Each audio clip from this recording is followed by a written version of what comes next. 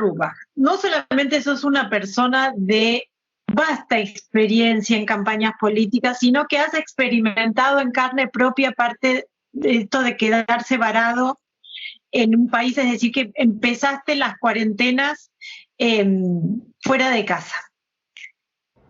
¿Qué aprendizaje te dio esa experiencia para lo que es la comunicación y la comunicación política?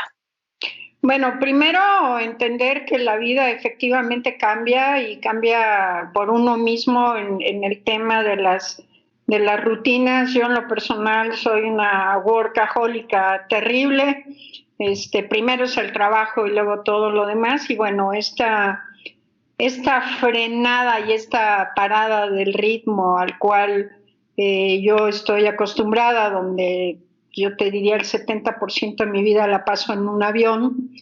Pues sí, para mí fue un cambio drástico estar en Bolivia, en un país con muchas coincidencias con México, pero también con muchas diferencias.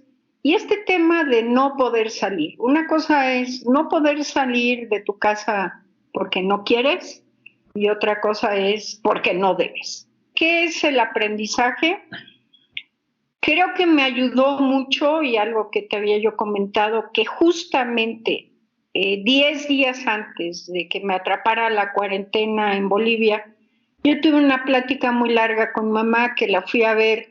Mi mamá vive en la ciudad de Jalapa, que está a 320 kilómetros de la Ciudad de México. Yo llegué de Washington el sábado en la noche y dije, tengo que ir a comer con mi mamá mañana, voy a comer con ella y me regreso, porque yo volaba a Bolivia el siguiente día. Y entonces me empezaba a decir que se iba a venir este tema de las cuarentenas y los encierros, y me empieza a platicar cómo viven ellos el final de la Segunda Guerra Mundial en el 45, y que, pues, cuáles eran los elementos que ella consideraba más difícil que nos íbamos a enfrentar todos, porque era muy diferente a los que vivieron la Segunda Guerra Mundial, con todas las nuevas generaciones que nunca habían vivido una cosa así, desde términos de escasez, de cómo distribuir y organizar el tema de la alimentación, de cómo organizar la vida diaria, porque tienes que poner horarios para cada cosa, y que ella lo más complicado que veía era el tema de la convivencia, o sea, cómo estar todos conviviendo donde el concepto de familia ya cambió, que la convivencia iba a ser lo más difícil justamente porque la comunicación en la familia ha cambiado. Cada quien anda o con una computadora o con un celular, tienes un televisor en tu recámara, o sea, ya no hay un punto de encuentro que antes era la sala donde todos veían el televisor, veían el mismo programa y platicaban y demás. Ahora no hay nada de eso. Y que yo opinaba que esa era la parte más difícil.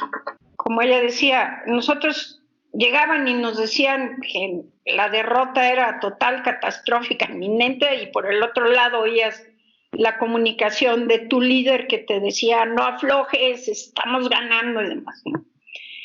Y de ahí, pues 10 días después, jamás pensé que me iba a quedar atrapada en la cuarentena en Bolivia.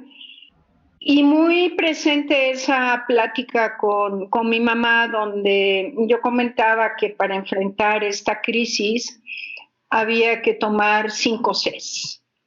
Y con las 5 Cs, que la primera es cuidado, que el cuidado es cuidarnos unos a otros con todo el tema de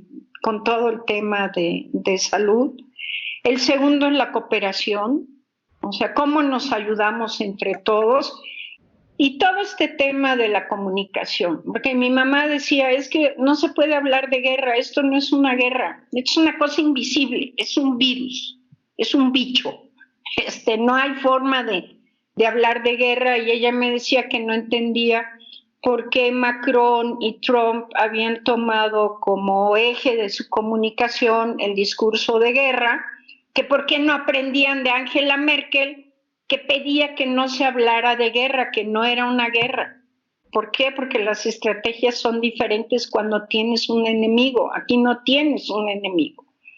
Pero ¿no crees que muchos líderes eligieron esa figura del enemigo y también están usando eslogans así como nacionalistas? El virus lo combatimos entre todos, juntos vamos a vencer al virus. También como un poco de esta miserabilidad de la política, de aprovechar hasta la desgracia de la ciudadanía para posicionarse y sacar ventajitas en las encuestas. ¿Cómo ves esa actitud de, bueno, en esta cosa vamos a sacar el partido más allá del servicio a mi comunidad? Yo creo que el primer momento esto se subestimó. El segundo, pues obviamente tienes al país, entre comillas, más poderoso que dejó de ser líder y demás por decisiones propias, que es Estados Unidos, con un Trump que nunca sabes qué piensa, qué decide y qué va a hacer. Pero si tú ves, hay un patrón muy parecido en los diferentes líderes. Primero es decir no pasa nada, y cuando empiezan a llegar los muertos y resulta que no son 3 muertos, sino se les empiezan a juntar a chispas como que algo está pasando, y siempre en la narrativa hay que encontrar un enemigo. Y por el otro lado, nosotros también como ciudadanos hemos minimizado la pandemia. ¿Por qué? Porque no lo creemos. Creemos que es un invento de los chinos y se han hecho todas unas teorías de conspiración. Cada quien tiene su propia teoría de por qué en China, por qué en Wuhan, por qué no pasó nada en Pekín, por qué no pasó nada en Hong Kong, por qué no pasó nada en sus grandes ciudades, sino nada más ahí. Nadie cree, entre ellos yo, que solo hubieron 3,700 muertos. Yo no lo creo, pero bueno, son los datos oficiales y no podemos movernos de ahí. Pero al final del día, el líder piensa nada más en 2 cosas: sus niveles de aprobación y su rentabilidad electoral. ¿Cómo construyen su narrativa? Sobre todo, si tú ves, es en los liderazgos que tienen bajos niveles de aprobación, es esta narrativa de guerra, de generar miedo. ¿Por qué? Porque la gente tampoco lo cree. Entonces, tú lo empiezas a creer cuando alguien muy cercano a ti muere. Si no, no crees, si no dices, no, esto no es cierto. Y la gente que vive en el día a día, que no tiene un sueldo y demás, pues es la más afectada con esto, porque empiezan, y no necesitan ser grandes estadísticos, todo el día te están diciendo, se muere entre el 5, 8, 9%. 10% se la pasan muy mal, pero 80% es como si tuvieran una gripa, muchos ni se enteran. Entonces tú haces tus cálculos sin ser matemático ni utilizar modelos y dices, bueno, pues si de 100, 80 no les pasa nada, pues yo estoy dentro de los 80, y si Diosito me ayuda, que es nuestra mentalidad, pues más. Entonces, al final del día, ¿qué buscas? Y al final del día, quien gobierna, ¿qué busca? Es aprobación. ¿Por qué Angela Merkel no tuvo que entrar en esa narrativa? Y tiene que ver, otra vez, cuáles son sus niveles de aprobación. Ahora, curiosamente, resulta que las mujeres que gobiernan son las que mejor han resuelto la crisis en el mundo. Entonces, y a eso, y ahí ¿qué aprendizaje se podría tomar? Lo que esta crisis está demandando también son liderazgos de cooperativos y solidarios. Entonces, para mí una imagen que marcó así es una Angela Merkel yendo como cualquier ciudadana al súper, como cualquier alemán, y que se compre sus 2 botellitas de vino tinto porque es como cualquier alemán, y al día siguiente de que va al súper, anuncia de que se pone en cuarentena porque uno de sus colaboradores, un médico cercano a ella, resulta que dio positivo, ¿no? Entonces, no solo es el tema del discurso, sino es también el tema de la empatía y el tema de ponerte en los zapatos como cualquier ciudadano. Yo no veo a Trump yendo, bueno, ahorita está cerrado todo, que hubiera ido a un McDonald's o una cosa así para volverse empático. No hay forma. Yo estoy convencida de que esto nos va a cambiar, pero por el otro lado, los seres humanos somos de memoria de muy corto plazo, lo cual significa que a lo mejor al mes de que ya volvimos a esta nueva normalidad, vamos a seguir haciendo lo que siempre hemos hecho. Y ese va a ser el gran reto, no solo de nosotros como ciudadanos, sino también de quienes nos gobiernan. Y quienes mejor salgan de la crisis con el menos número de muertos y al final se vuelvan los salvadores, que eso va a pasar con nuestro presidente en México, que se va a volver el gran salvador. Ya hoy, por ejemplo, dijo que a nadie le importa el crecimiento económico y el PIB, sino lo que debe importarnos a los mexicanos es el crecimiento espiritual. Bueno.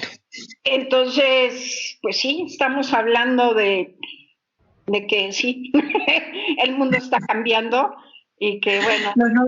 Los nuevos mesías pop. Y yo creo que el gran tema de los gobiernos ahora y sus liderazgos es el tema de la empatía.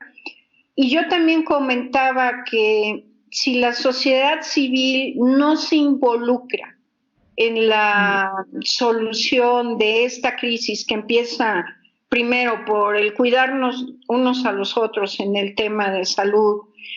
Sí, no nos gusta quedarnos en casa, pero a lo mejor 15 días más quedarnos en casa valen la pena. Y por el otro lado, los gobiernos no entienden que también tienen que ser transparentes porque ¿de veras nos están diciendo la verdad? Eso tiene que ver con transparencia y esa es la gran pregunta. Yo hablo, por ejemplo, en México, tienes un presidente todos los días a las 7 de la mañana diciendo, no, vamos muy bien, ya aplanamos la curva, ya somos leones, pero ya trasladó al ejército y a la marina en el Plan Nacional de N3 la atención de todo el tema. Y todo el día estás oyendo que están poniendo más hospitales, están buscando cómo contratar más médicos y enfermeras, están buscando cómo ampliar el espacio en los panteones, están usando estadios de fútbol para habilitarlos para que lleguen ahí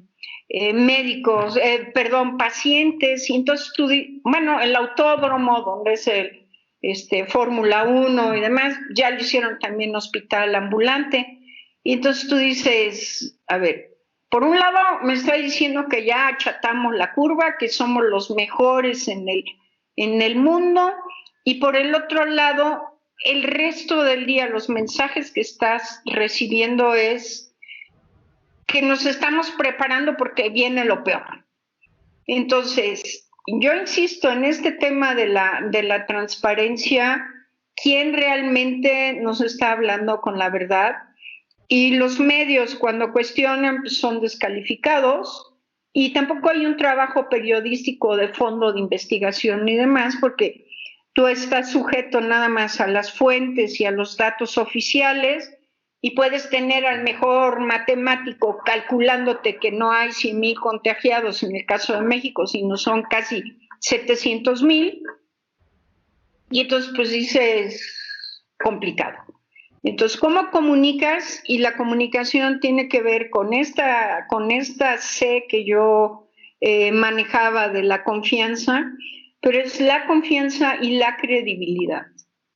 Y alguien va a pagar costos. Después de esto, alguien va a pagar costos porque lo que esta crisis también ha despertado es este rencor social. ¿Por qué se la pasan mejor los ricos que los pobres? Y entonces otra vez venimos con los discursos de la polarización y demás. ¿Por qué el rico puede tener un delivery de lo que quiera comer en su casa todos los días y el pobre anda viendo cómo le hace para no morir en el intento porque no tiene ingresos?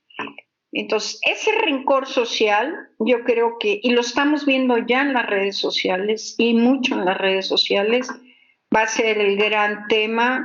Yo no creo que esto pase en el corto tiempo, yo creo que se va a llevar mucho más tiempo.